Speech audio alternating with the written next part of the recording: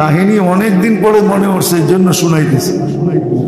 মিশর যখন স্বাধীন হয়, তো আমর ইবনুল আস রাদিয়াল্লাহু তাআলা আনহু সেনাপতি ছিলেন। তো মিশরে ঘোড়দৌড় হতো, রেস কোর্সে যেরকম আমাদের ঘোড়দৌড় হতো, ওটা জুয়ার ঘোড়দৌড় ছিল না, স্বাভাবিক ঘোড়দৌড় ছিল। তো ঘোড়দৌড় শুরু হয়েছে, আমার মাত্র স্বাধীন হয়েছে। স্বাধীন হলে একটু ভাব ভিন্ন থাকে, ঠিক না? দেখছেন তো, ঠিক না? স্বাধীন হলে একটু ভাব ভিন্ন থাকে, ঠিক না? আপনার তো তাজা তাজা এটা দেখছেন, আমি তো দেখি নাই, আপনারা তো খুব দেখছেন, ঠিক না? তো মাত্র স্বাধীন হয়েছে, ঘোড়দৌড় শুরু হয়েছে। তো আমর ইবনুল আস রাদিয়াল্লাহু তাআলা আনহুর ছেলেও ঘোড়দৌড়ে অংশগ্রহণ করছেন। তো ওনার ঘোড়ার সামনে দিয়ে ইহুদির ঘোড়া আগে চলে যেতেছিল। নতুন স্বাধীন গভর্নরের ছেলে, আরো সেনা প্রধানের ছেলে, তো হাত ঘোড়া দিয়া, ঘোড়া যেটা দিয়া ঘোড়ারে দৌড়ায়, চাবুক, ওটা মেরা দিছে ইহুদির পিঠে। ইহুদি ওইখানে ঘোড়া স্টপ করছে, ঘোড়া মদিনা চলে আসছে। আয়েশা ওমর রাদিয়াল্লাহু তাআলা আনহুর কাছে অভিযোগ করে দিছে, পুরা কাহিনী বলে দিছে, বড় মানুষের ভিতরে আমার বেইজ্জত করছে। ওমর রাদিয়াল্লাহু চিঠি লিখছে আমর ইবনুল আস রাদিয়াল্লাহু তাআলা আনহুর কাছে, তুমিও আসো, ছেলেকেও নিয়ে আসো। চিঠি পাওয়া মাত্র মদিনায় রওনা দিবে, কোনো দেরি মেরি চাই না। যখন চিঠি পাইছে, রওনা দিছে। ওমর রাদিয়াল্লাহু তাআলা আনহু নামাই না যায় কই আমিরুল মুমিনিন। তো যখন ফিরা মদিনায় আসছে, ভরা দরবারে ঢুকছে, দরবার বিলকুল ভরা। খবর পাইয়া উনি দরবার সাজাইছেন, সবাইকে ডাইকা জমা করছেন। তো ঢুকার সময় বাপ বেটা দেখছে ইহুদি দাঁড়ায় আছে। তো জিজ্ঞেস করছে কেন ডাকছেন? ইহুদিরে বলছে, বল কি বলবি। পুরো কাহিনী বলার পরে ওমর রাদিয়াল্লাহু তাআলা আনহু সিদ্ধান্ত দিয়েছে, ওয়াদরিবহু কামা যারাবাকা, তোরে যেরকম মারছে এরকম মার। ওয়াখজিলহু কামা খাযালাকা, যেরকম বেইজ্জত করছে এরকম কর। একদিকে ইনসাফ বোঝা যায় যে ইনসাফ কেমন। ইহুদি বলতেছিল যে আমি মারবো না, বেইজ্জত করবো না। আমি শুনছিলাম আমিরুল মুমিনিন বড় ন্যায়পরায়ণ, ইনসাফগার। আমার এটা দেখার বিষয় ছিল, কোনো সুযোগ তো আমার হাতে ছিল না। এই একটা সুযোগই আমার হাতে আসছিল পরীক্ষা করার জন্য। তো আমি দেখা নিছি ইনসাফ আমি পায়া গেছি, বিদা আমি এখন ইহুদিও থাকতে চাই না, আমি মুসলমানই হতে চাই। ওই মজলিসে মুসলমান হয়েছে। এইখানে যেরকম ইনসাফ, এরকম হুকুকুল ইবাদত বোঝা যায়। হোক না সে গায়রে মুসলিম, তাতে কি আসে যায়? আল্লাহর বান্দা তো, আল্লাহর বান্দা না। আল্লাহ বানায় নাই না, বানায় নাই। হুকুকুল ইবাদত যেটা শিখা দরকার ছিল, যেটার মজলিস হওয়া দরকার ছিল, যেটার তালিম হওয়া দরকার ছিল, রব্বে কাবার কসম আজকে আমরা সবাই উদাসী। এই জন্য আমি প্রথমে বলছিলাম যে হুকুকুল্লাহ নিয়ে তো কিছু সজাগতা আছে, আল্লাহ আল্লাহর রসুলের হক নিয়ে তো আমরা কিছু সজাগ থাকি। একটু হইলেও ভিতরে ধাক্কা লাগে, সংকুচিত হই, লজ্জিত হই, মনে মনে নিজেকে ছোট ভাবি যে না, ইবাদত বন্দেগী করতে পারতেছি না, জিকির আজকার করতে পারতেছি না, তেলাওয়াত করতে পারতেছি না, তসবিহ তাহলিল পড়তে পারতেছি না, দুরুদ পড়তে পারি না। কিন্তু মেরে দোস্ত, যেটা সবচেয়ে বেশি দরকার ছিল, হুকুকুল ইবাদ, মানুষকে কষ্ট দেওয়া, সৃষ্টিকে কষ্ট দেওয়া, সৃষ্টির হক। হুকুকুল ইবাদ সম্পর্কে আমরা বিলকুল ঘুমন্ত, শিক্ষিত ঘুমন্ত, অশিক্ষিত ঘুমন্ত, এটাকে কিছুই মনে করে না, কিছুই মনে করে না। অথচ মুসলমানের পরিচয় এটাই ছিল যে কাউকে মুখ দিয়েও দিবে না, হাত দিয়েও দিবে না, এমনকি চিন্তা দিয়েও দিবে না, চিন্তা দিয়ে চিন্তাও করবে না, এমনকি মন দিয়েও চাবে না, মন দিয়েও কারো অনীহা চাবে না, কারো অশান্তি চাবে না, কারো মন দিয়েও চাবে না। এটার ব্যাপারে সজাগ থাকা সবচেয়ে বেশি দরকার ছিল। কেননা সুস্পষ্ট ঘোষণা আখেরাতে হতে পারে সব মাফ হয়ে যাবে। যদিও হাদিসটা ফাজাইলে আমলেরই আছে, প্রথম যেটা আমি বললাম যে পাহাড় সমান নেকি নিয়ে আসবে, ছোট হাদিস পড়ে তালিম খুব হয়, হইতে হইতে পৃষ্ঠা কালো হয়ে গেছে গা, আঙ্গুল লাগতে লাগতে, আঙ্গুলের ময়লা পৃষ্ঠায় লাগে, বই ছিঁড়া গেছে, কিন্তু কোনোদিন ভাইবা দেখে নাই যে আসলে আমার ভিতরে এটা আছে না নাই, আমি কষ্ট দেই না না দেই। এই জন্য মেরে দোস্ত ভাবার বিষয়, কিন্তু এটা নিয়ে সজাগ হওয়ার দরকার, নাইলে সমাজ সুন্দর হবে না, পরিবেশ সুন্দর হবে না। কেননা এটা ছাড়া আরেকটা আসবে না। হুকুকুল ইবাদ যতক্ষণ পর্যন্ত ঠিক না হবে তো মুসলমানের ভিতরে আরেকটা আসবে না। মুসলমান উপকারী হবে না, অপকার করবে, উপকার করবে না। আজকে তো এরকম প্রতিবেশী সুখ দেখা প্রতিবেশী জ্বলে, ঠিক না? জ্বলে না? আমাদের দেশে প্রবাদ বাক্যই আছে, বাঙালির নেচার হলো কেউরে উঠতে দেখলে টাইনা নামাইবো কেমনে এই চিন্তায় থাকে। এমনকি ভাই বেড়াদেরও থাকে, আত্মীয় স্বজনও এটা করে, প্রতিবেশী তো করে করেই। পাশের দোকানে বিক্রি বেশি হলে পাশের দোকানওয়ালা তাবিজ পর্যন্ত আনতে যায়, আমাদের কাছে প্রমাণ আছে। তাবিজ কিছু হোক আর না হোক, যার কাছে আনতে গেছে ওর পকেট গরম হয়েছে, কিন্তু এই বেটার কাস্টমার নষ্ট হইব না না হইব এটা পরের কথা, কিন্তু করে তো না, করে না? হ্যাঁ, এটা কি মুসলমানের কাজ? হ্যাঁ, মুসলমানের কাজ। মনে উঠলো এই জন্য বলতেছি, হাসান রাদিয়াল্লাহু তাআলা আনহুর কাছে একজন আসছে, এসে বলতেছে, হাসান, আমি 1 লক্ষ দিনার কোনোদিন একসাথে দেখি নাই। কত বোঝেন দিনার কারে কয়? কি কন্যা কুয়েতি দিনার? কি সোনার টাকা, সোনার টাকা, পিওর সোনা দিয়া বানানো টাকা। 1 লক্ষ দিনারে কয় হাজার ভরি হয় এটা জানেন? তাও জানেন না? হ্যাঁ, বর্তমান হিসাবে পড়ায় 40,000 ভরি হবে।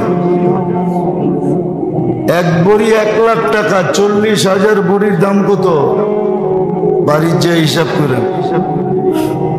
আমি একসাথে দেখি নাই, তো উনি ভিতরতে একটা বস্তা টাইনা আইনা বলছে, লাকা হাদিয়া, তোরে হাদিয়া দিলাম, 1 লাখ আছে এটার ভিতরে, আজকেই আমার কাছে আসছে, আমি তোকে দিয়া দিলাম, যা। তো এটা টানতে টানতে মসজিদে নববীতে বারিন্দায় নিয়ে গেছেন, নিয়ে ঢালছেন কষ্টে মষ্টে, খুব লয়রা চেহারা দেখছেন, 2-4-10 মিনিট লয়রা চেহারা দেখা একটা আওয়াজ দিয়েছেন, মাল্লাহুল হাজা ইয়াতি, যার প্রয়োজন আছে জলদি আয়ো। বাস আওয়াজ শুনতে দেরি, বীর জমাইতে তো দেরি করে নাই, ঠিক না? বাস 10 মিনিটে খালি। তো বস্তা নিয়ে বাড়িতে গেছেন, যে বস্তাটা রাখেন, টাকা দিনার কই, জাগো দরকার ওগরে দিয়া দিছি, তোরে না হাদিয়া দিলাম, আমি তো দেখতে চাইছি, নিতে চাইছি নাকি। দেখা শেষ, কাহিনী শেষ। কারে বেউকুব, 1 লক্ষ দিনার দিলাম তোরে, দিলে কি বো, যালিকা ফাদলুল্লাহ ইউতি মাইয়াশা, আজকে আল্লাহ আপনারে দিছে, কালকে আমারে আবার দিব, অসুবিধা কি, দেখার কাম শেষ।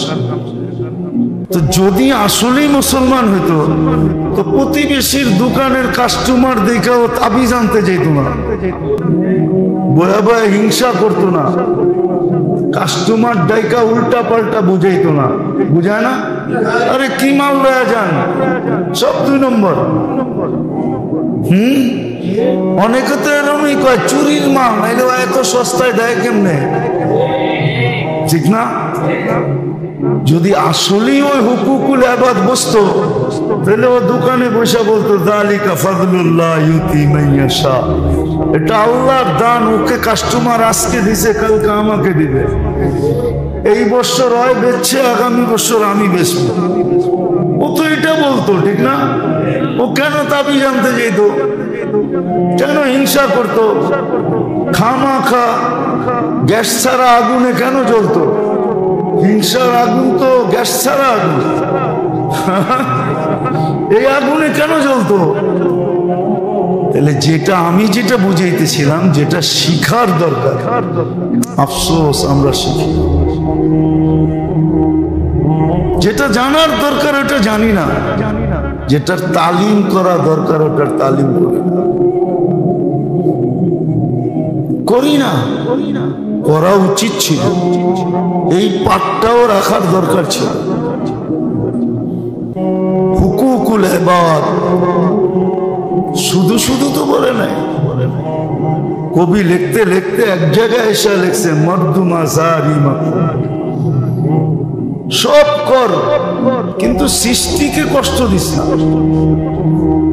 সৃষ্টিকে সব কর কিন্তু সৃষ্টিকে কষ্ট দিস না, কেননা সৃষ্টি ডাইরেক্ট আল্লাহর সাথে কানেক্টেড।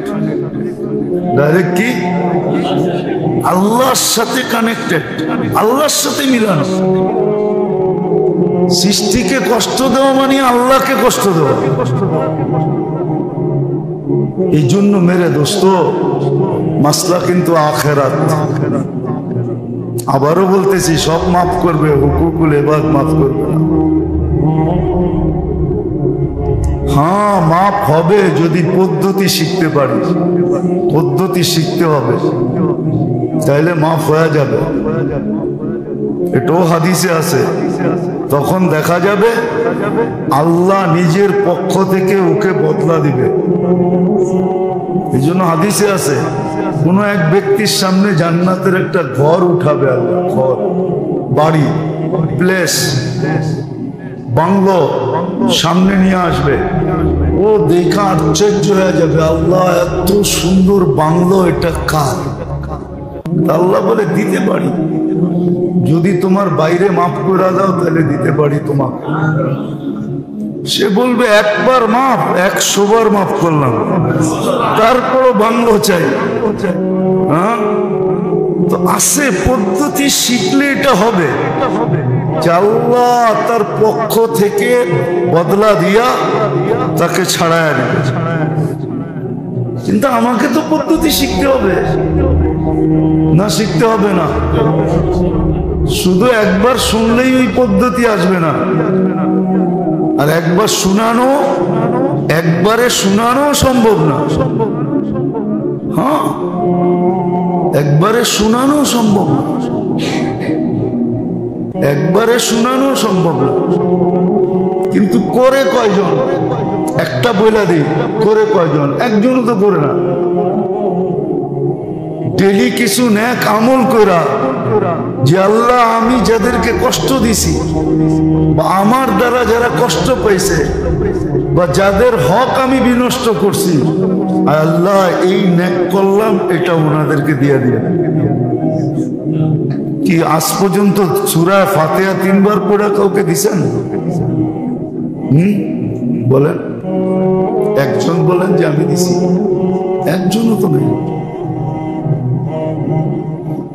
ওই পদ্ধতির মধ্যে এটাও একটা পদ্ধতি, ওই পদ্ধতির মধ্যে এটাও একটা, কিছু নেক করেন, 100 বার আল্লাহ লা ইলাহা ইল্লাল্লাহ পড়েন, 100 বার সুবহানাল্লাহ পড়েন, 100 বার আলহামদুলিল্লাহ পড়েন, 100 বার আল্লাহু আকবার পড়েন, 3 বার কুল হুয়াল্লাহই পড়েন, সূরা ইখলাসই পড়েন,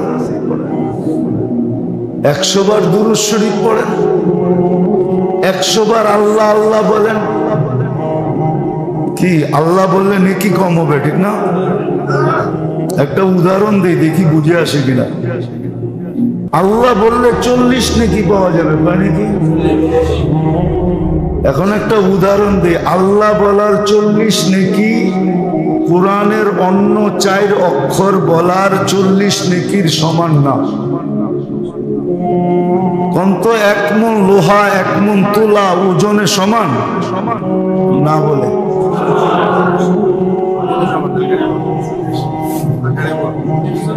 1 মণ তুলা ওজনে গাট্টিতে, কোনটা গাট্টিতে বড়? তুলা, ঠিক না? আল্লাহ বললে কমসে কম কয় নেকি পাবে? অন্য কোরআনের 4 অক্ষর বললেও কয় নেকি পাবে? কিন্তু আল্লাহ বলার নেকির গাট্টিটা অনেক বড়। কারণ এটা কার নাম? আল্লাহ কার নাম? আল্লাহ আল্লাহর নাম, জাতি নাম। কি নাম? কি আল্লাহর জাতি নাম? কি? আল্লাহ। এই জন্যই তো আমি বলি, আপনি করে হয়তো বলি না যে ডেলি উচিত 100 বার আল্লাহ বলা। যত আলো দেখেন না, আলো, নামের আলো বলেন, আর চেহারার আলো বলেন, আর সূর্যের আলো বলেন, আর চন্দ্র আর তারকারাজি, আর আপনি গো ডিজিটাল লাইট সাইটের আলো বলেন, আল্লাহ বলে সব আলো বাহির হয়েছে আমার 4 অক্ষর আল্লাহ থেকে। এই জন্য কোরআনে বলে আল্লাহু নূরুস সামাওয়াতি ওয়াল আরদ। আকাশ জমিনে যত আলো দেখো আর যত দেখবা, জান্নাতে যে আলো দেখবো, জান্নাতের লাইট লাগানো থাকবে না, ওই আলো আল্লাহ শব্দের থেকে বাহির হবে, হইতেছে এবং হবে। এই জন্য যে যত বেশি মনের থেকে আল্লাহ বলবে, আল্লাহ যত বেশি আল্লাহ বলবে মনের থেকে, আল্লাহ আল্লাহ আল্লাহ আল্লাহ, ওর ভিতরে তত বেশি বাল্ব লাগতে থাকবে। বাল্ব, কিসের বাল্ব জানেন? কিসের? আলোর বাল্ব লাগতে থাকবে, নূরের বাল্ব লাগতে থাকবে। একদিন জমিনে বসা জান্নাত দেখবে, জান্নাত জমিনে বসা আল্লাহ দেখবে, আল্লাহ ও জমিনে বসা দেখবে, আল্লাহ জমিনে বসা দেখবে জান্নাত। চোখ বন্ধ করবে আর দেখবে জান্নাতের আলোতে ঘুরতেছে। সোনার উপর ইট বিল্ডিং দেখা যাবে, কেন? আলোকিত হয়ে গেছে ভিতরটা। কি এই জন্য আমি বলতেছিলাম যে দরকার বেশি, কমসে কম ডেলি 100 বার আল্লাহ বলা। আল্লাহ সহি শুদ্ধ ভাবে মনের থেকে আল্লাহ আল্লাহ আল্লাহ আল্লাহ আল্লাহ। যদি বলতো না, তাহলে আমার সমাজে কেউ বাবা বেচার সুযোগ পেত না। তাহলে তো যুবকরা সারাদিন আল্লাহ আল্লাহ করতো, ভিতরে আলোকিত হয়ে যেত যে জান্নাত দেখছে, ওর বাবা ছয় কোন সময়। ও বাবা খায়া জমতো না, ডাইল খায়া জমতো না, এই বাবা ডাই নিশা মাদক আমার দেশে বিক্রি হতো না, কেউ নেওয়ারই তো থাকতো না, বিক্রি করতো কে? এখন তো কাস্টমার আছে দেখে বিক্রি হয়, ঠিক না?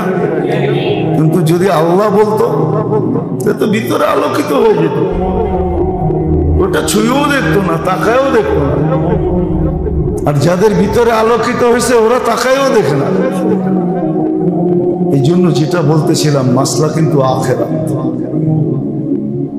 দুনিয়া হইলে এত কিছু বলতাম না, আখেরাত মাসলা বিদায় বললাম। শিখেন, কিতাব খুঁজা তালাশ করেন, বাহির করেন। ওলামারা লেখছেন, হুকুকুল ইবাদের উপরে কিতাব লেখছেন, বাংলায় পাওয়া যায়। পড়েন এগুলা, ঘরে তালিম করেন, নিজে সতর্ক হন। আল্লাহর হক নষ্ট হইলে আল্লাহ মাফ করার ওয়াদা আছে, কিন্তু হুকুকুল ইবাদ এত সহজে মাফ করবে না। আজকে সমাজের এই দুরবস্থা শুধু এই কারণে, হুকুকুল ইবাদ কেউ শিখে না, বরং ট্রেডিশন হয়ে গেছে সমাজে। কারে ধাক্কায়া কে উপরে উঠতে পারে, কার থেকে চুষা নিয়ে কে কত বড় হতে পারে। নাইলে হুকুকুল ইবাদ, দুনিয়ার আগুনের চেয়ে যে আগুন 3000 গুণ পাওয়ারফুল, 3000 গুণ। দুনিয়ার আগুন তো স্টিলকে গলায় দেয়, লোহাকে 2 টুকরা করে দেয়। লোহাকে গলায় তরল করে দেয়। এর চেয়েও যদি 3000 গুণ পাওয়ারফুল হয় কেমন হবে? মৌত তো আসবে না, মৌত তো জীবনে একবারই হবে, আর মৌত হবে না। না জান্নাতীদের মৌত হবে, না দুজুগীদের মৌত হবে, মৌত তো হবে না। বলবেন এত কষ্ট হবে, তারপরও রু থাকবে কি করে? যে আল্লাহ 1 ফোঁটা পানিকে এত সুন্দর মানুষ বানাইতে পারে, কোন প্রযুক্তি ছাড়া মানুষ নামের মেশিনটা চলতে পারে, আর সমগ্র মেশিন চালাইতে পারে। মানুষের অঙ্গগুলা চলার জন্য কোন প্রযুক্তিটা আছে ভিতরে? কোন প্রযুক্তি আছে যে প্রযুক্তি মানুষ চালায়? মানুষকে চালায় কে? যে আল্লাহ চালাইতে পারে। ওই আল্লাহ এটাও পারে যে মৌত হবে না, মৌত হবে না। কি করে শোবে? তো যেটা শিখার দরকার ছিল, খোদার কসম এটা কেউ শিখে না। শিক্ষিত শিখে না, অশিক্ষিত শিখে না। শিখার পরিবেশই নেই, আগ্রহ উদ্দীপনাও নেই। হুকুকুল্লাহ কথা তো শোনা আছে, শুধু একটা ব্যতীত, শিরক ব্যতীত সব গুনাহ মাফ করে দেওয়ার অঙ্গীকার আছে, যা আমরা চাইলে মাফ করে দেব, আর মাফ করেও দেন। হাজারো ব্যবস্থা রেখা দিয়েছেন মাফ করার জন্য। সামান্য একটু ইস্তেগফার মনের থেকে পড়লেই পিছের গুনাহ মাফ হয়ে যায়।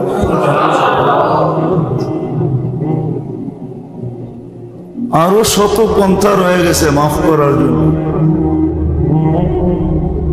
এক নামাজ থেকে আরেক নামাজে পা দিতে দেরি, মধ্যবর্তী গুনাহ মাফ হইতে দেরি হয় না। এক জুমার থেকে আরেক জুমায় ঢুকতে দেরি, মধ্যবর্তী গুনাহ মাফ হইতে দেরি হয় না।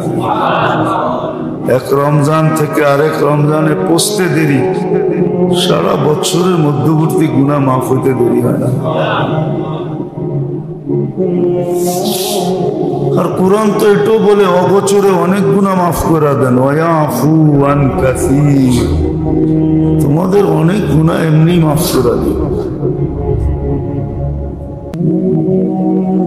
এমনি মাফ করে দেয়। এক মুসলমান আর এক মুসলমানের সাক্ষাৎ করতে গেলে, আল্লাহর জন্য যদি সাক্ষাৎ করতে যায় তো গুনাহও মাফ হয়, আবার আল্লাহর ভালোবাসাও তার জন্য জরুরি হয়, ওয়াজিব হয়। ওয়াজাবা মুহাব্বতি লিল মুতাযাবিরিনা ফিয়া। আল্লাহর হক মাফ হওয়ার তো হাজারো রাস্তা আছে, রসুলের হক মাফ হওয়ার ঘোষণা আছে, কিন্তু যেটা সবচেয়ে বেশি ভাবার বিষয় ছিল, চিন্তার বিষয় ছিল,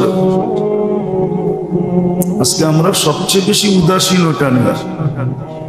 হুকুকুল ইবাদ কেউ শিখেও না, শিখতেও চায় না, পরিবেশও নাই, আর এটা নিয়ে সবাই উদাসীন।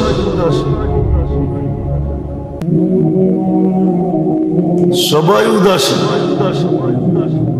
খাওয়াসও উদাসীন, আওয়ামও উদাসীন, শিক্ষিত অশিক্ষিত, নারী পুরুষ যুবক বৃদ্ধ সবাই উদাসীন। অথচ এটা সবচেয়ে বেশি শেখা দরকার ছিল, নাইলে কিন্তু সত্য এটাই। আবু হানিফা রহমতুল্লাহ আলাইহি একজন